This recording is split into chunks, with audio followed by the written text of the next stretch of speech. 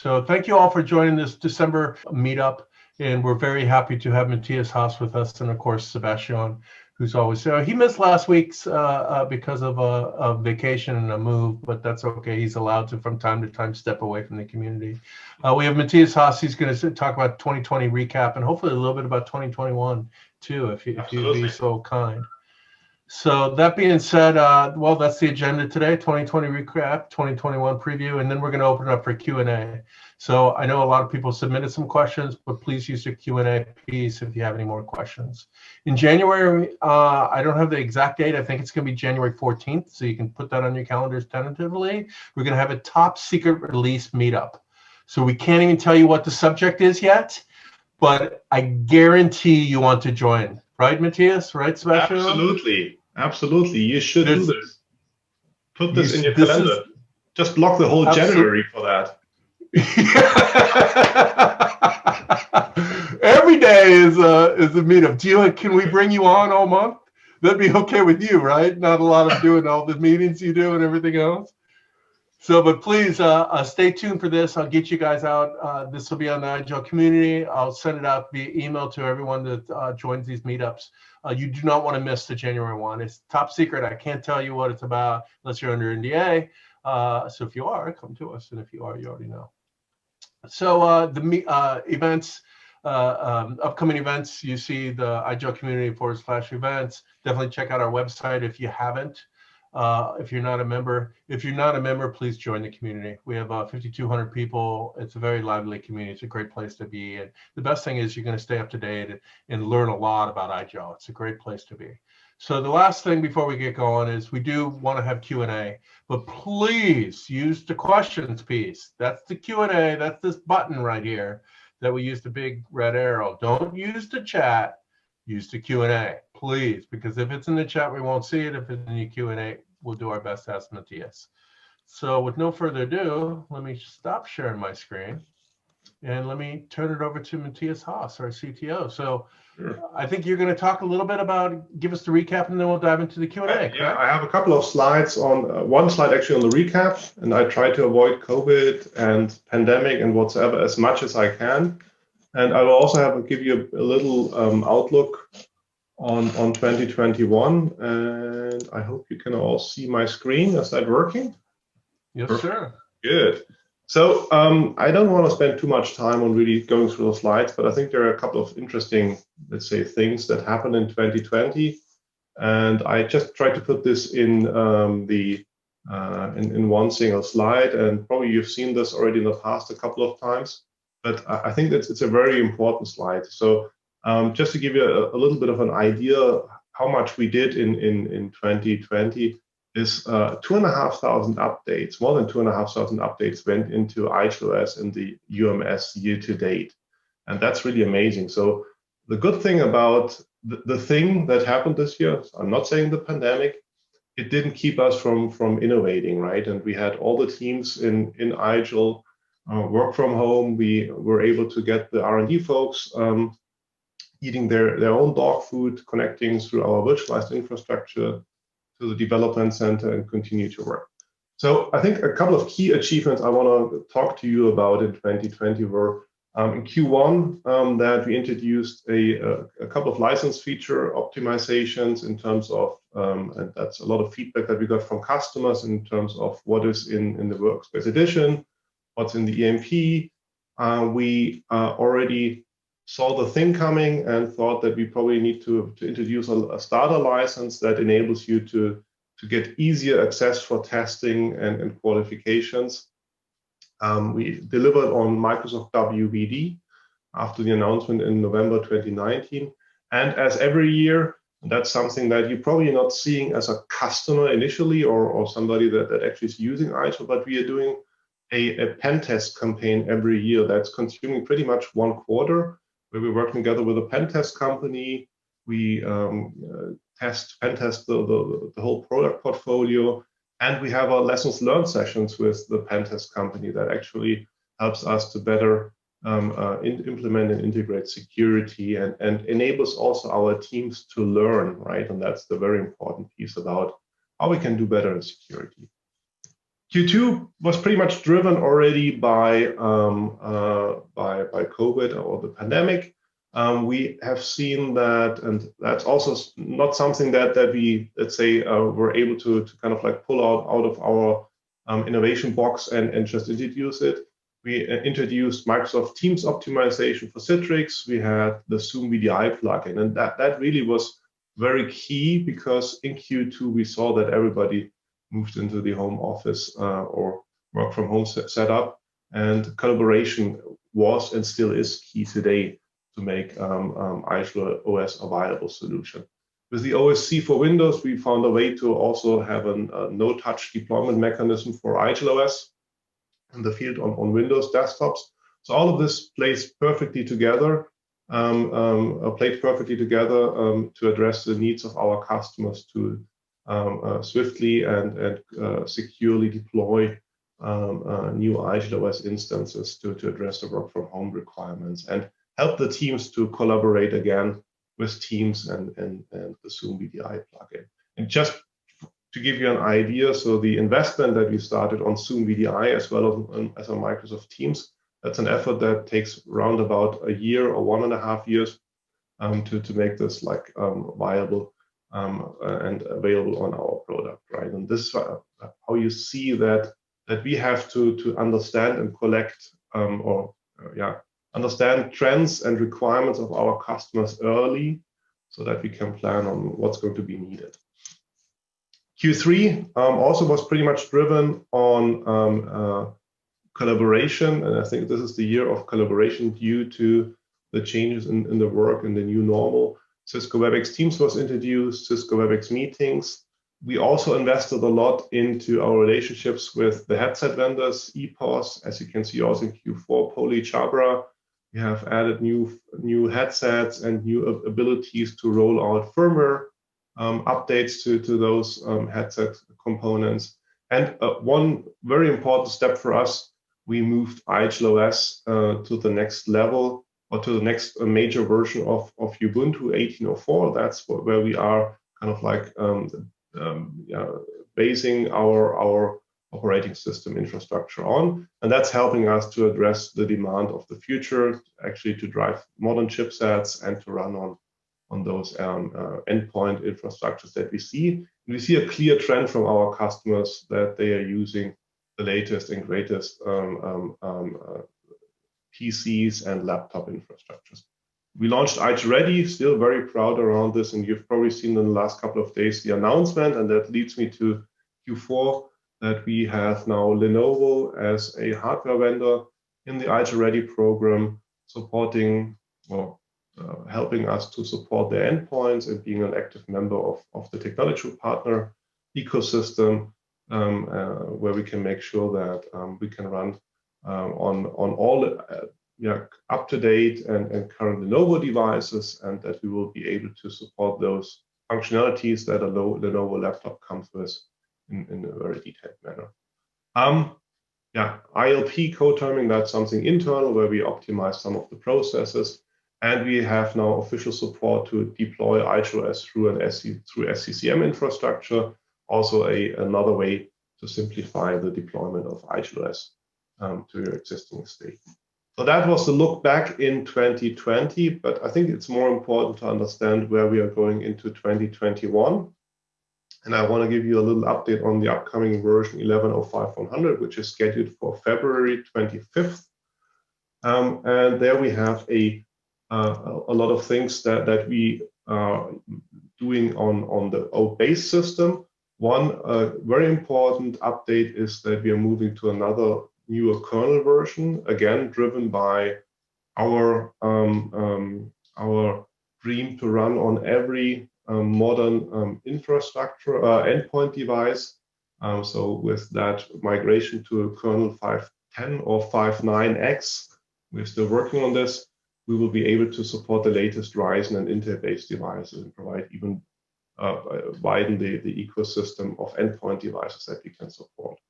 Another very important step is the background firmware update mechanism that will enable us to download the IGEL OS firmware update in the background during the workday and then apply or trigger the actual update process when the whole operating system has been downloaded to that device. That will reduce downtimes.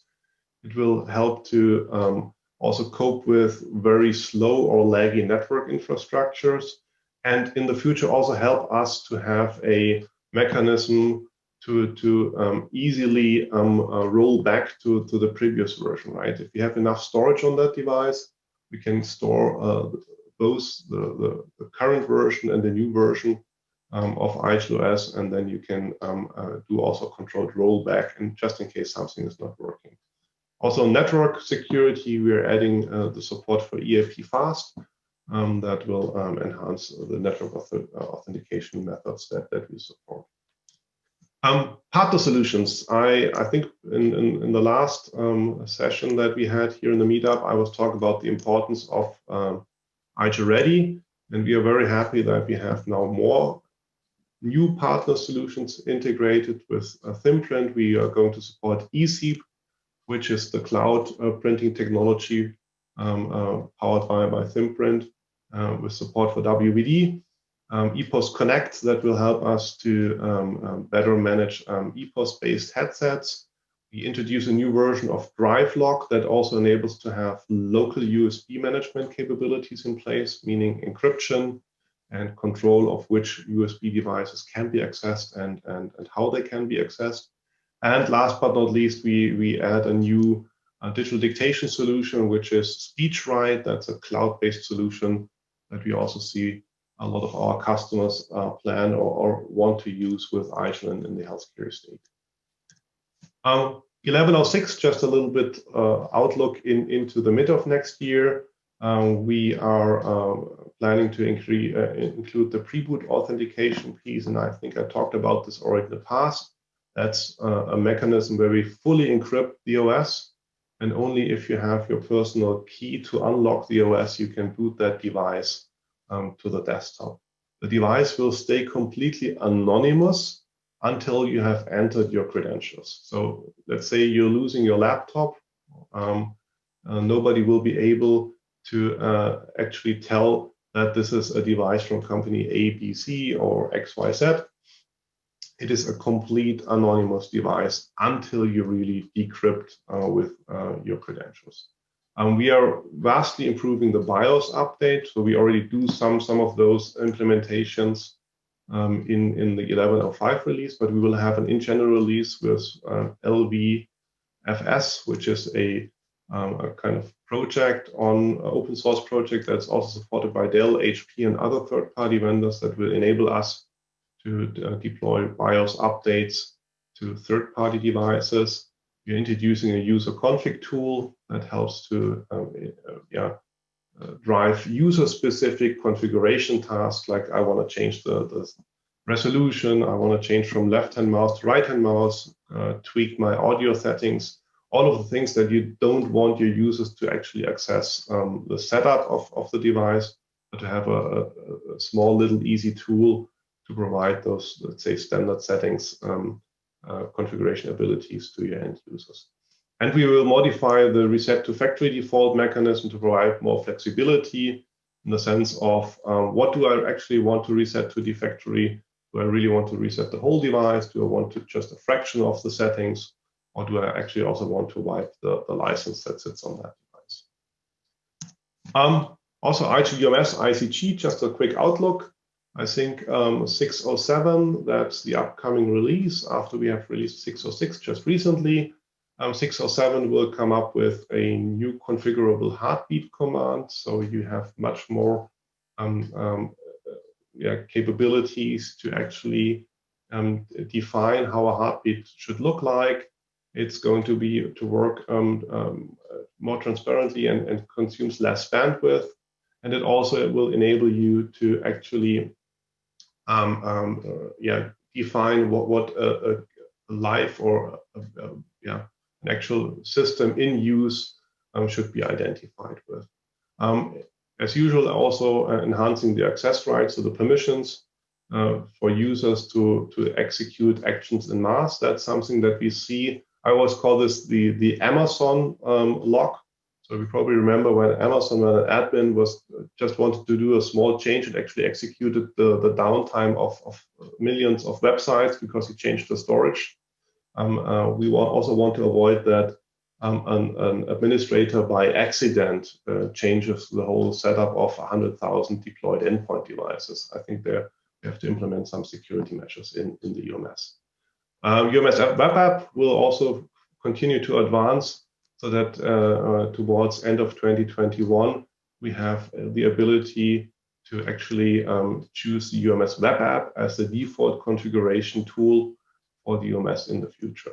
And we focus on more cloud deployment capabilities for UMS and ICG, meaning that we make it easier to deploy UMS and ICG and start to also change the architecture to make it easier to actually run UMS and ICG in the future. And the reference guide, so the sizing guide, we have released the baseline, so the first version of the document with 6 or 7, we are expecting another, let's say, review. It gives you a little bit more detailed and more in-depth insight on how you should scale and set up your UMS infrastructure. And that's it. That's a very brief roundup of what has been what happened in 2020 and what we plan for 2021. And I think let's stop the slide decks and get into actions, answering questions. Well, perfect. Thank you so much. That's really great. I mean, thank you so much for sharing so much about 2021. I figured it would be very high level, but you went into some pretty detail there. Thank you. Sure. That's some neat stuff. So, you know, you mentioned WVD, and we've actually had a couple questions within the Q&A already about WVD. But one of the questions that was submitted a little bit more higher level, so we sort of get started with this via email prior to this event, is how close is the partnership with Microsoft and the WVD product team? Are we working with these guys close? How close are we? Yeah, so that's a very good question, and actually, we have a very close engagement with the WVD team. So our R&D folks, we have a dedicated team that works on WVD, and we're actually working very close together with the team in Redmond, helping us to actually add new features in. You will see some updates in the near future about functionalities that we can integrate, about something that everybody's looking for, a virtual channel infrastructure, right, enabling new features to be easily tied into the WVD protocol stream. And it's our constant communication, also providing feedback from the field. That's very important also for the guys in Redmond to understand how we and how our customers are experiencing the world, what challenges they are facing together with IGEL OS endpoints with WVD. So I would say this is one of the, from a technical standpoint, one of the closest relationships we have, because it's really a constant exchange and a constant discussion how we can improve the product. So greetings to the guys in Redmond if somebody's listening in. That brings me maybe to a second thing. I mean, it's not really directly related to WVD, but to Windows in general. When I was a customer about 10 or 11 years ago, something like that, we mostly had Windows devices. I know it's a shame, but we had Windows XP embedded, Windows 7 embedded, and all that stuff. And one question that came to me goes exactly in that direction. I mean, who or what drove the Windows part of IGEL? Was it on the roadmap or was it market driven? Why did IGEL went the Windows route for a couple of years or maybe a decade? You know, in the end, I think I would like to answer that question. I don't know whether it's philosophical, but my answer is everything had its time or has its time, right? And there was a time when Microsoft had, for instance, Windows CE, which was a really neat and small little OS that actually came pretty close to the needs of a thin client at that time, right? And I think in the end, with all of the changes also in the world that we're in today with mobile devices, with tablets, I think it's clear to everybody that you don't have to have a Windows on the endpoint, right? probably want to run Windows applications to do your work, right? But your actual endpoint device needs to fulfill your needs and help you to do your work. And everybody can decide whether the answer is Windows, or the answer is I want to run Windows in the data center and make sure that I have the applications available to all of my employees when they need it and where they need it, right? And then probably the answer is you don't need Windows on the endpoint. So just to go back to your initial questions, everything had its time, and probably right now is the time for Linux on the edge to make sure that you can connect to your either already cloud-driven world or hybrid world that we're living in. Makes sense. Yeah, I agree with that too. You know, way back when it comes to desktop, always comes down to driver support, right? Peripheral support. And back then, Windows had the monopoly on peripheral support. Today, Linux can pretty much do most things. Is that a fair statement, Matthias? I think so. Yeah, definitely. Right, and that also changed dramatically. I think that's one of the, let's say, the technical aspects behind it. That there were still device classes that didn't work on Linux device, and that has gone away pretty much, right? So you got it. So here's a question from another one that was submitted via email. Microsoft too. You know, Microsoft's a big boy in the block, aren't they? So imagine that. So when will UMS capabilities be integrated in Microsoft Endpoint Manager? We prefer less systems to manage our environment. Mm-hmm. It's a really great question. This is an absolutely great question, and I would like to answer that also with something that Gartner said at the beginning of this year. We will see a trend where today you see that UEM and legacy management, or however you want to call this, are living side by side. They don't have any integration points, right? And they don't have any, let's say, meaningful relationship with each other. Over time, and that's also driven by the ability of the clouds, also that people are accepting a higher standardization of their infrastructure. And I don't mean standardization where everybody does the same thing, but standardization in the way how you manage devices, the way how you want to drive your business processes in EUC, the way that mobile devices and actual desktop devices are accessing the same applications, that we will see a coexistence and some let's say first touch points between the legacy configuration or management tools and modern management architecture, UEM.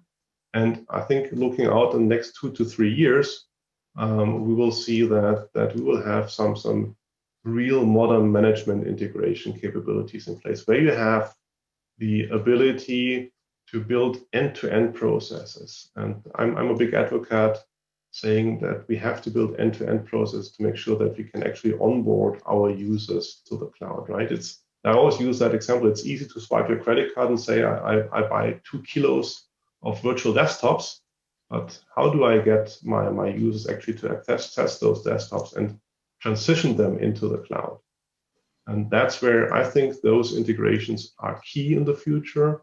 And we have to enable and drive workflows that enable a modern management integration from an end-to-end perspective. Coming back to the endpoint, we got a question from the chat. Anything you can discuss about new Apple MacBook devices and future support with UDPocket? Mm-hmm.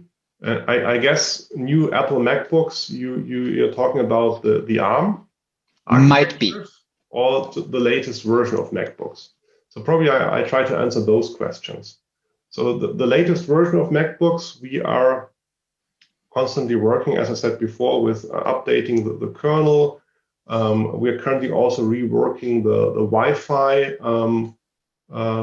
setup or configuration component to make it easier to access latest chipsets and drivers. So I think the typical challenges that you see with very new x86 devices in general is that you have to have the driver capability built in, but you have to also be able to actually drive new standards like Wi-Fi 6, like WPA3 and stuff like this. So it's not only a driver piece, it's also the management or let's say configuration component that gets to it.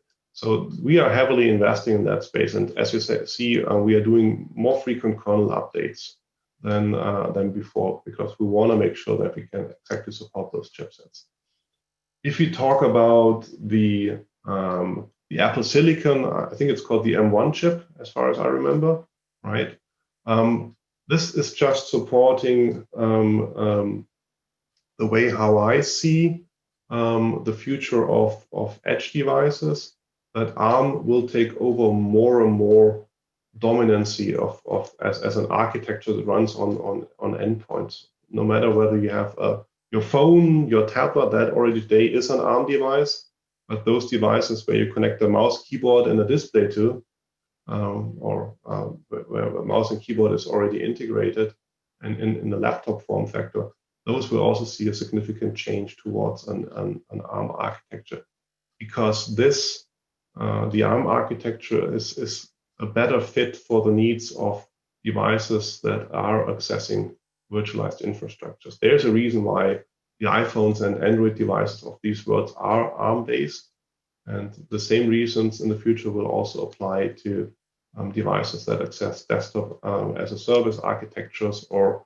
desktops that are run in a data center or in any type of hybrid setup, right? I hope that answers the question. And I don't know whether we will be able to support the Apple device really, because ARM architectures are a little bit different and less standardized than x86, but we are definitely investing in ARM as an architecture. Great to hear. Thank you. You got it. And maybe, Matthias, you can follow up with a little bit about, I know there's some difficulties supporting some of the Apple hardware because they changed the chipsets. And can you explain some of this to folks that might not know? Yeah, so as I said before, there specifically with Apple, there are a couple of challenges, and that's again particularly around the network component, right? Wi-Fi and the network driver. So they are actually using a Broadcom chip in most of their devices, but that Broadcom chip doesn't show up or expose or is identifiable as a standard Broadcom chip that is supported. So we are currently working to figure out which driver works, which original Broadcom chip is integrated there. I think we are on a good roadmap to that. But we will change from, and that's again a technical term, from the WPA supplicant system to IWL, because IWL, that's the other piece of the work that is required. That's the configuration component. With IWL, we have seen that the latest laptops from Apple are working. So for us now, we are investing there to make sure that the transition is seamless for customers, right? So that we are not losing functionality at a certain point with other chipsets. But that's why we do have to do a lot of testing and qualification before we can introduce that. Perfect. And then the question, that was my follow-up. So the next question would be, this is sort of, it's not as technical for you, but maybe you can answer it too. Following the recent partnership with Lenovo, can we expect something similar with Dell or HP, or do you keep sticking to their proprietary solutions? It's sort of interesting because those companies are big companies, and of course we compete with these guys, but we compete with a small group, not the entire company, right? So already today we are supporting a broad range of Dell and HP devices just because they are there, right? And with our focus on IGEL as a software component, I think there's also a lot of demand generated from customers, right? And this is definitely a shout out to HP and Dell. We definitely would love to have you in the IGEL Ready program and work together with you more closely. And I'm pretty sure that there is a path that at a certain point of time we can announce something similar like we did with Lenovo and LG and so forth. So this is definitely a path that we're going down with our IGEL OS strategy and enabling IGEL Ready to be the partner ecosystem that we have in place. I would take over then the next one. It's more kind of feedback, I guess, more than a question, but it's a tough one, I guess.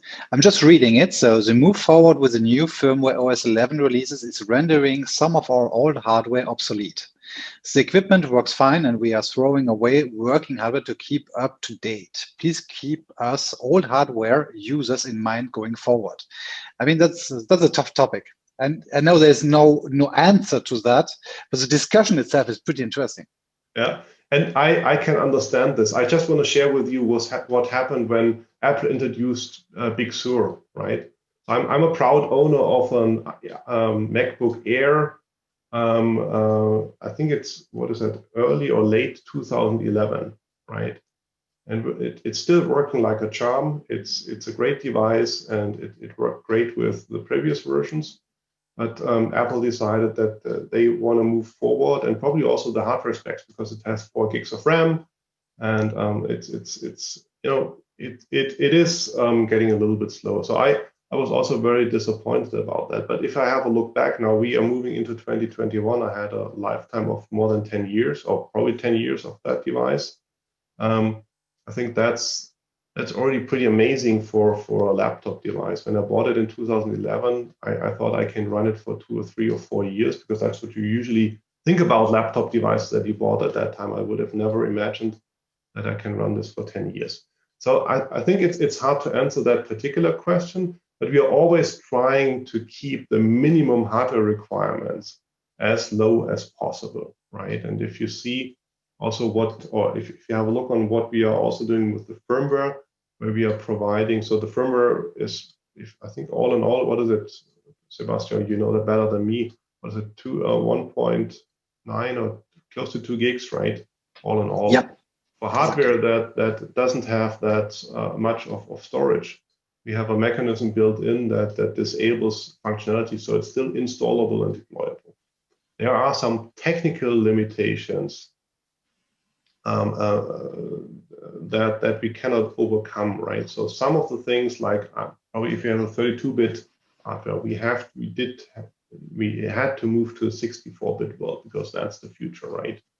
And there are some of the things that we cannot support. But rest assured, we will try to keep the specs as low as possible, because we see that this is something that is a key driver for our customers. And we try to balance the modern requirements with those that old hardware devices have, and just to make sure that you also have this 10-year lifetime experience that I just had with Apple. And you see, I'm an Apple fanboy, so sorry for that. I have a MacBook Air mid 2012, so I feel the same pain like you have. Yeah. Thank you. You're welcome. Yeah, it's a toughie, because within the thin client world, we've always talked about supporting these devices for so many years. So it's a trade-off, right? How do you say, okay, we want to move forward while, not end-of-lifing, so to speak, something that's still works in the traditional sense, right? You're sort of damned if you do, damned if you don't, right? So I totally get it. I feel the guy's pain. Boy, there's so many questions. I don't know which to choose next, but I'll take the one. I'll take the one from the Q&A here. I see EPOS remote configuration is upcoming in 2021. Are you working with other vendors like Jabra or Plantronics as well? Yeah. Yes, we do. This is why we have this ecosystem, the Ready program in place. Some of the things like remote firmware update we have also introduced with, and I'm not sure now about Jabra or Plantronics.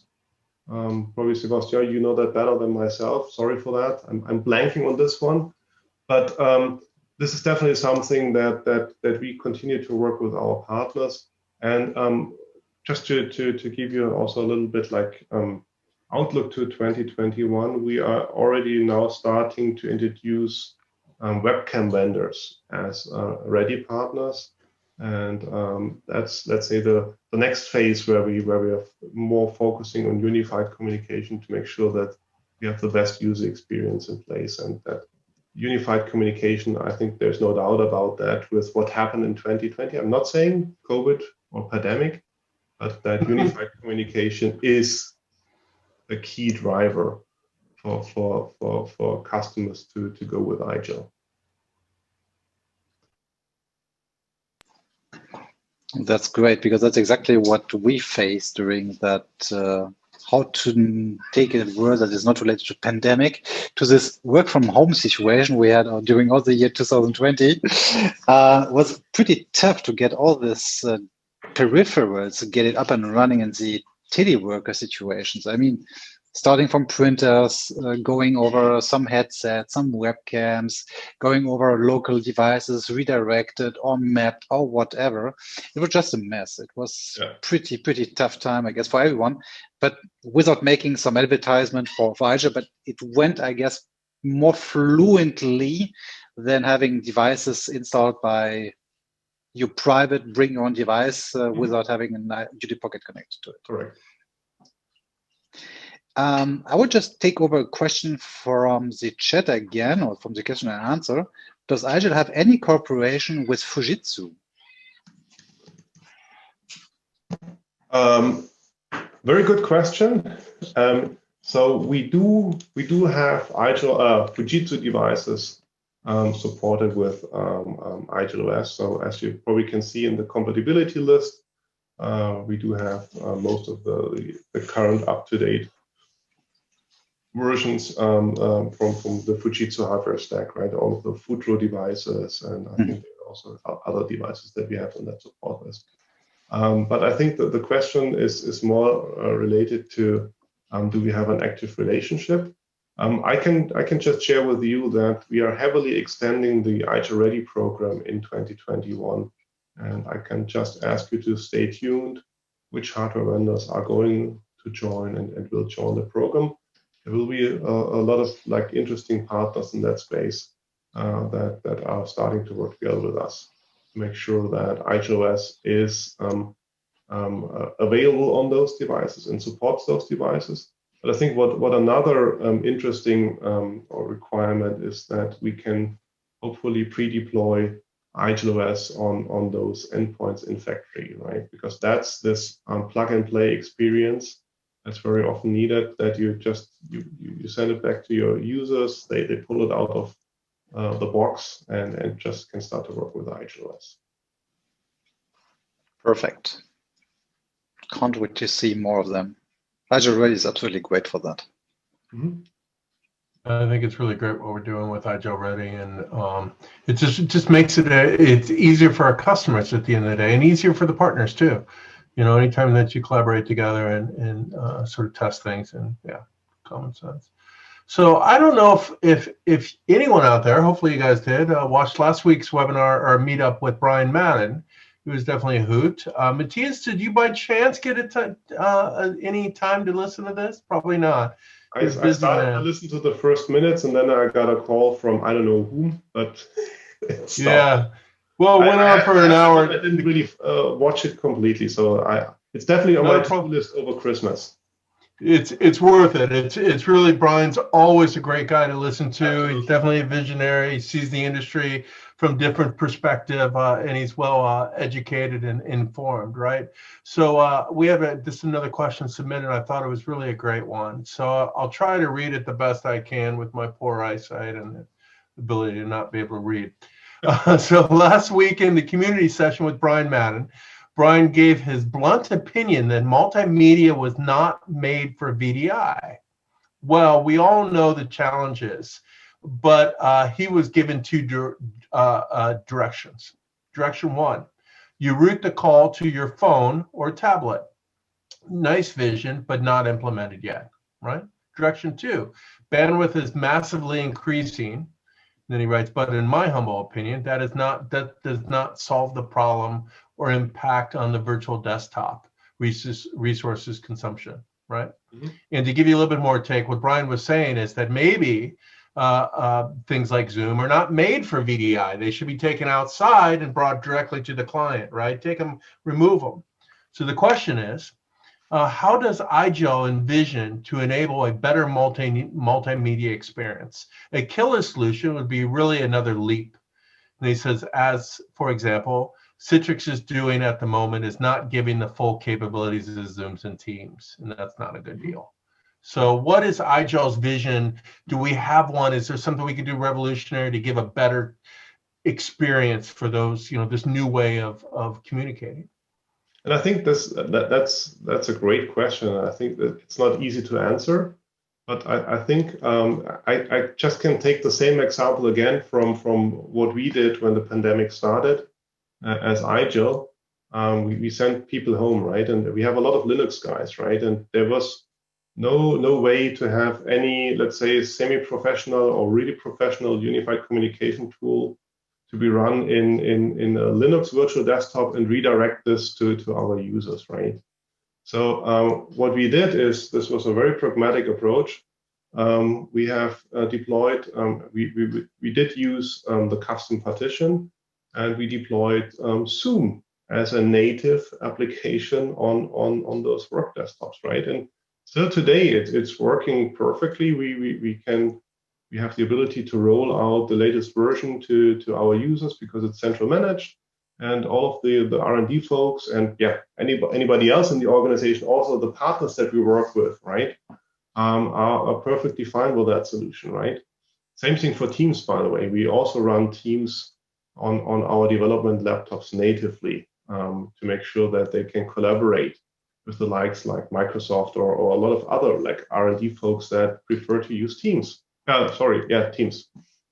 So I think, and that is a very interesting discussion that we started even before last year, before we did this by ourselves, is can we also leverage IGEL OS as a platform to run native applications? And to a certain extent, the answer is yes. There is a need there, right? We are working on concepts to make this viable and really work in mass, right? And this means that we have to start thinking more about less in a firmware concept, but more in an OS application concept, right? And where we make it easy and simple to update those applications. Soon they come up with a new version like every, I don't know, 2 days, 2 weeks, 2 days. Days is a little bit too fast, but 2 weeks. So that's something that we need to solve for, where we want to provide a service to our customers that makes sure that they can stay in the latest and greatest version, especially with those, let's say, tools that are already leveraging continuous deployment mechanisms today, meaning that like every 2 weeks we have a new feature software version being deployed and stuff like that. So I tend to agree that what Brian said is right, and that this is also a use case that we need to address. I don't know whether I would answer multimedia was not made for VDI, because what would be the consequence? No videos for us, right? Because that would be the consequence out of that. I think it's always going to be a challenge, and you will always have certain, let's say, use cases that require more engineering and probably require also the endpoint device to function correctly. I had too many meetings already today, right? Sorry for that. And that means that the OS needs to come up with the right infrastructure and framework to support those use cases. I can come up with another example. So we have a lot of conversations with customers in the call center space that are talking about WebRTC and how you can offload WebRTC components to that. That's another very interesting discussion. But we are a software company. We are here to solve for those problems. And we are working very closely and very, very structured and intensively with those solution vendors, but also with our customers to overcome those challenges. funny fact, you grabbed the question I wanted to ask, because there was a question that fitted perfectly in the, let's say, mid of your answer just before. How did IGEL, especially the developers, solve the work from home situation during COVID? One question came, are they all working with UD Pockets? I mean, the question is, right. That's a good question, and the answer is very easy, yes. So we are currently, so when we had the start of the thing, right, so the pandemic, there wasn't enough hardware available to make sure that everybody can work from home, right? So even us as still selling endpoint devices, we didn't have the speedy access to enough hardware to deploy this to our R&D folks. So what we did, we took the UD Pocket and enabled them to plug in the UD Pocket to their own to their own hardware setup at home, right? So laptops, we had people that were running PCs. Everybody has, especially R&D guys, they do have some kind of hardware at home. And the experience we made was very good. And so we have introduced this as one choice for our R&D folks to say, I love my hardware. I want to run my water-cooled, what have you, PC with LED lights blinking all day long, so I don't have to turn on the lights at home, even at night, setup. And we are able to separate, right, the access to work and the access to your private setup, because we have a very strict policy. You can only access IGEL's development infrastructure if you run the UD Pocket, and the UD Pocket is locked down in a way that you cannot download anything that the typical use case also our customers are confronted with. But we also gave them the choice to say, okay, hey, I want to have a thin client at home, or I want to have a laptop device that has IGEL as pre-deployed. And that works pretty fine and easy. And I think that this is the core piece to it. Already before the pandemic, we had everybody working on a virtualized infrastructure, right? So everybody was using a virtual desktop to actually work on the code and deploy build the software stack. Okay, thank you. Okay, so here's another good question. So related to mobile thin clients, and with the increase of work from home, as well as an increased need to roam, we are exploring the option to provide some user types with a mobile thin client enabling to be connected anytime and anywhere. Question: any ideas on advancing mobile thin clients? How to make the roaming experience great, moving from wired connection to Wi-Fi to even WWAN. And in addition, sometimes these devices are in the office, on the corporate network, or sometimes outside the connected to a public internet, right? How to ensure all cases we have the best experience. Yeah, and that's definitely something, that's a very good point. That's something that we have on the radar. And I was just talking about this IGEL as a new infrastructure. So we are currently spending quite some time on investigating how we can make those media changes. And media change, I mean from network connected wired network to Wi-Fi to 4G modules or LTE or what have you, right? That is something that we need to take care of from a usability point of view, right? So right now, I wouldn't say that this is the greatest user experience with IGEL OS. It's good enough to work, but it's not great. The other piece to it is that we want to make sure that you can deploy policies on the endpoint to make sure that you're not connecting to, I don't know, unencrypted networks. So if you have an unencrypted network, a secure channel is only being used and stuff like that. But there's a third component to it, which is also interesting and challenging at the same time, and by the way, this also doesn't work perfectly with a Mac or with a Windows PC, is if you are on the road and if you're roaming, you don't want to reboot your device every time, and when you're at home and connect to a docking station or things like that. So you have that you can use your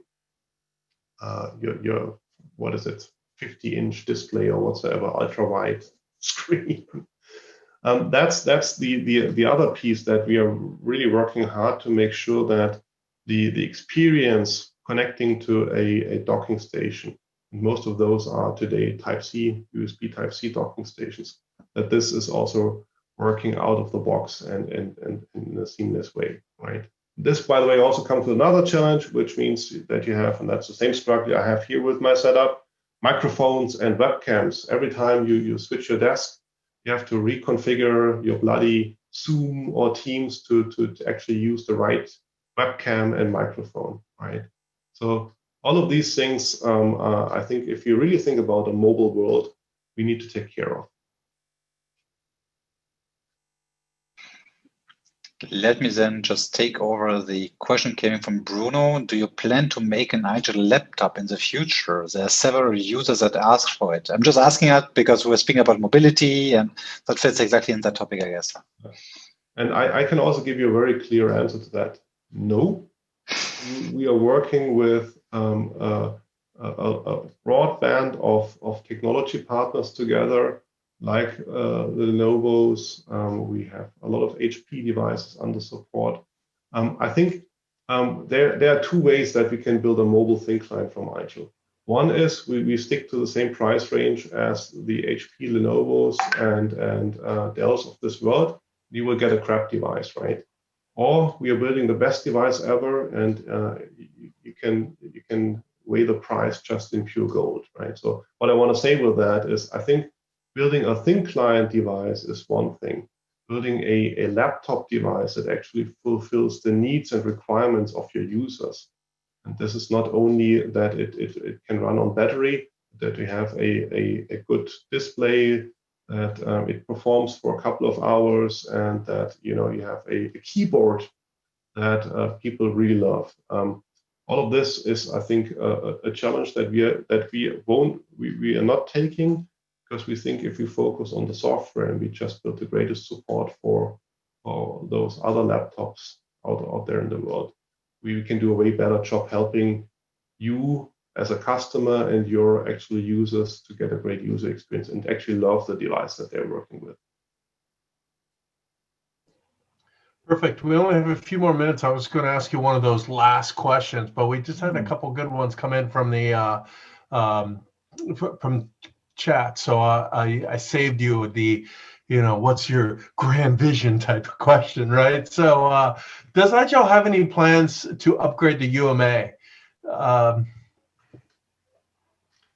Very good questions, I think, and the answer is yes, but only for a couple of purposes, right? And one of the purposes is the conversion to support the easier conversion to IGEL OS. So that's what you see with the OSC for Windows, and we definitely will maintain that UMA client for quite some time, because we do have customers that are actually using it. I would like to ask a more personal question then, because the UMA topic is pretty simple to explain. The question is quite interesting because I don't even know the answer by myself. It's more a question about your career. What was your initial position when joining IGEL the first time, and how did you win CTO? Oh, yeah. So let me answer the second question first. It was a long journey. And to answer your first question, I was hired as a Linux software development guy. I think the first things I did was some kernel hacking, especially around network, and I think graphics drivers. That was what I did at that time, pretty much. So, and the Firefox configuration piece. The initial version was also made by myself. So. I think I don't know whether there's still some leftovers in the code, but that's what I did in 2007 or 8. So I guess there's nothing left anymore for me in IGEL, which is good, right? So there's way more talented guys than myself. And yeah, how did I get to the CTO role? At a certain point of time, you have to ask yourself, do you want to continue coding? Is that what your heart burns for? and it definitely burned for more than 10 years on that. But at a certain point of time, I think you have to ask yourself, do you want to have more interactions with people? Do you want to design and think about how things should be done and how we can improve the product and get this along? Or do you want to write the code that actually is implementing that strategy? And I had a couple of times where I thought this wasn't the right decision, but after more than 10 years so it's 13 years with an IGEL, I have to say it was absolutely the right decision. I love what I do, and I have highest respect to the R&D folks today, because it's not only coding, it's designing, it's making sure that you have a certain level of quality.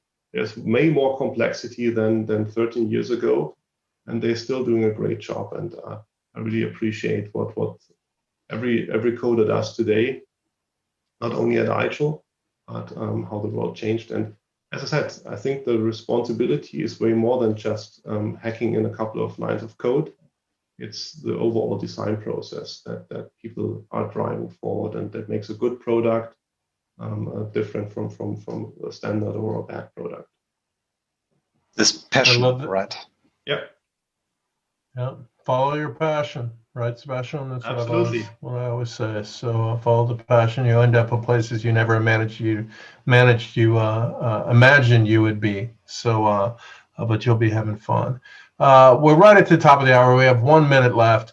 Matthias, maybe some parting words, maybe some advice for the new year, maybe something, what's your parting? What do you recommend we all go and do? Yeah, so definitely. So what everybody should go and do, I don't know. That's up to you where you are, right? So whether you are celebrating Christmas, you have Hanukkah, or anything else that's appropriate for the end year. But I think everybody's looking back into 2020. This is a horrible year. If you want to have a positive aspect around this, I think what is the good thing about 2020 is that digitalization and a more modern, self-defined way of work has been introduced and cannot be taken away anymore. So people have the ability to work from home, to work from anywhere. I think that's something that will not change that fast anymore. And I think we all should have a look into 2021 with lots of opportunities, lots of abilities to keep on improving what we are doing and help our users and customers to be successful in 2021. I don't like the word new normal, because what is normal, right? So I think this is a definition that you're normal, that's right, Doug. Normal average person. But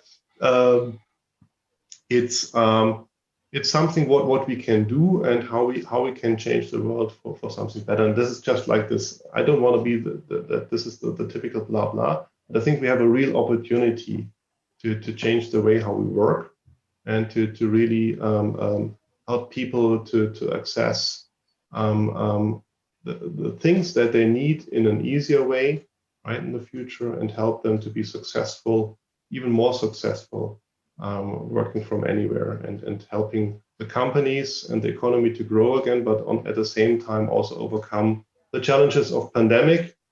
And let's see where the vaccine takes us in 2021. Perfect. Matthias, thank you so much for taking this time to do this with us. And you're going to be coming on more often in 2021 too. Is this right? We're going to be doing quarterly, sort of these things quarterly? Absolutely. If you still want to know a couple of things and you're not bored from my thoughts and feedback, Never. I'm more than happy to do this on a quarterly, regular basis cadence and chat with you guys, and hopefully see all of you next year here in this round or in the Digital Disrupt or any other event that we are planning and building around. And if you have any feedback, I'm more than happy. I think you all know how to contact either Doug, Sebastian, or even get in contact with me. I'm more than happy to learn from you and help you to be successful deploying IGEL OS into your infrastructure and make happy users. I love it. That's what I love that you said. That's what I've always said. Our job is to make happy users. Yeah. So guys, this is guys and gals, folks watching, this is our last meetup of the year. 2020 is over as far as we're concerned. I'm on vacation Thursday, which means I just won't do calls, but I'll sit here because I have nothing or no place else to go. That's my life. It's sad, but I love it. Sebastian, do you have any last words on 2020 on, what with the IGEL community, or any parting words for the attendees? Just drink enough to forget that year and hope that 2021 gives new things to think about. But I should just try to forget that year. I have 2020. It's been one of my favorite years of my life. I've quite enjoyed it. You travel a lot. You're always on the go. I was able to sit down and spend time with my new wife, time that I would never get to pay for. I thought that was priceless. I have a lot of fun stories about doing nothing, which is great. And also, Sebastian and I had the great privilege of really building the IGEL community in 2020 uninterrupted, without travel. Sebastian's job was never to do the IGEL community. So he did it in his spare time, but he had more spare time. And of course, it is my job. So I look back on 2020 saying, gee, we had a great year. We blew our goals away. We achieved what we wished we had time to do. And 2021 is we set up right for moving forward in the year. And we have a great surprise coming to you. I'll save that for the top secret event. And actually before that, we'll post in the community. And so thank you all for everything you do for IGEL, for attending these meetups, for being IGEL community members. Matthias, Sebastian, thank you all for doing these things with me. Thanks, Doug. On that note, we'll call it a day. Sound good? Definitely. Thanks. Bye, guys. Take care, guys. Bye-bye. Stay healthy. Tschüss.